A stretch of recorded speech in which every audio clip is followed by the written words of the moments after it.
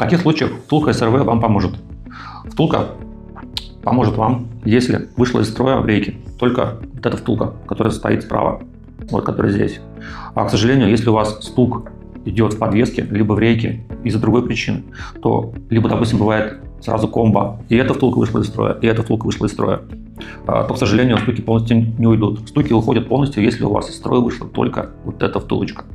Также очень важно, чтобы рейка рулевая ранее не была в ремонте, потому что мы точим под диаметр вала именно оригинальной рулевой рейки.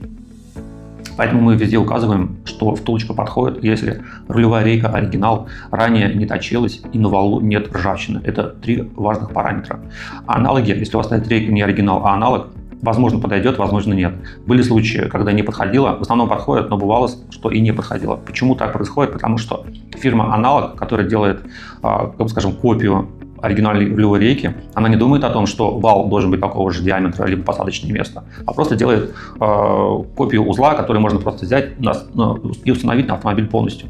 А в нашем случае очень важно, чтобы диаметр вала и посадочного места был такой же, как на оригинальной рулевой рейке.